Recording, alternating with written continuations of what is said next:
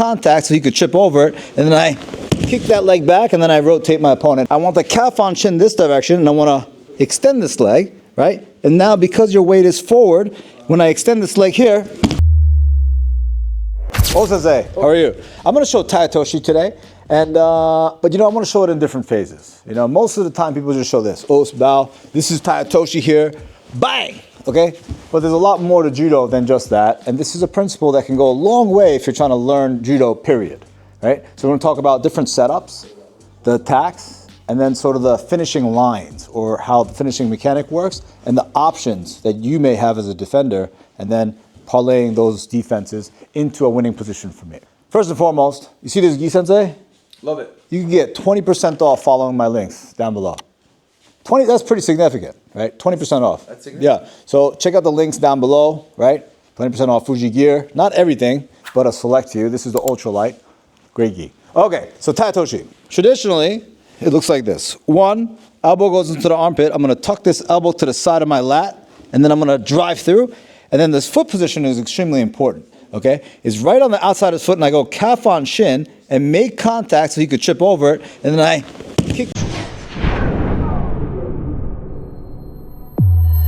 that leg back, and then I rotate my opponent over my leg, okay? Everyone knows this Tai though, not very fun, all right? So, setup number one from here. I'm gonna go Kouchi, any sort of back throw, and I take this hand off, okay? As he's trying to reach for this lapel, look, there's tension here. I release and I pull him forward, okay? As I take this back step, look, I lock this elbow to my side. Notice my elbow is bent, Sensei Glick's arm is straight, and then I shoot my Tai across, okay? That's setup number one. Setup number two, my short legs are very, very short. I got these hobbit legs, I can't go all the way across. So for me to go all the way around and shoot the leg across, it might be too much, so I'm gonna use this inside Tai here, and now I have all of my opponent's weight loaded onto that leg. I take that two-step and I finish Tai with my second attempt, okay? So that's two Tai Otoshi setups. The third one, gain a little position, I force this foot back. So now we have a right side versus left side situation, and now from here, look, I take this back step and I bump this leg with my hips, okay? When I bump this leg out of the way with my hips, it loads that front leg, and now I have this Tai Otoshi position, okay? So nice, simple 3 setups for Tai Otoshi, okay? I really like this. Now, we're gonna talk a little bit about foot position. This is like the most important thing that people talk about, okay? Is it like this? Is it like this? And people have their ideas. You've heard of these, Sensei? I've heard of these. Which ones do you like? I was always taught that having a straight leg out like this was very dangerous. That if the guy comes crashing down onto your knee, it can take your knee down this way. So I was always taught this way. But I know that it's because some old school guys, and Mike Swain, like say, okay, you actually want to be here because it gives you some stability and hip connection. So I've heard both things. I think they're all right. I think they're all right, and it really depends. If I'm going up against someone much heavier versus someone much smaller, these things kind of make a little bit of a difference. If my initial off balance isn't perfect and most of the weight's behind me, and having an extended leg is going to be very dangerous because this knee goes down into this leg, it could destroy your leg. And I hear a lot of guys say, oh, but if you turn it like this, there's no way that the knee's compromised, but you can still mess up your foot and ankle, right? So what is the correct method, right? There isn't one. There isn't one. There isn't one, but there kind of is also, right?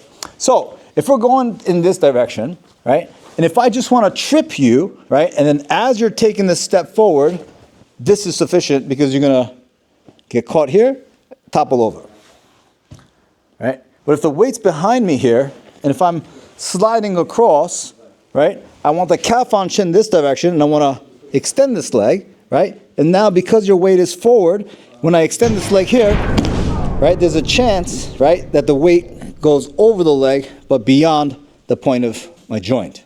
If I shoot that leg across, and it's too far in front here, there's no contact here, this is sort of the worst position, I believe. I really don't like that, you know? And then some people have that drop Tai Otoshi situation. This is better, this is better. A lot of people say this, but this is dangerous too, because if the knee comes down on that leg, your leg is gone, right? So it's a very precise technique that I think is very important. And my favorite way to do it is taking this foot right to the outside. So now there's back pressure with my calf to extend out that knee. That's my preferred method. What do you think about that, Sensei? I think if you say it's good, it's good. Yeah. People like this one too, where they turn all the way and then go here. But from this position, I don't have a lot of power, I think. You know, me personally, right? Will you go here bent and then straighten and have a kind of compromise between the two?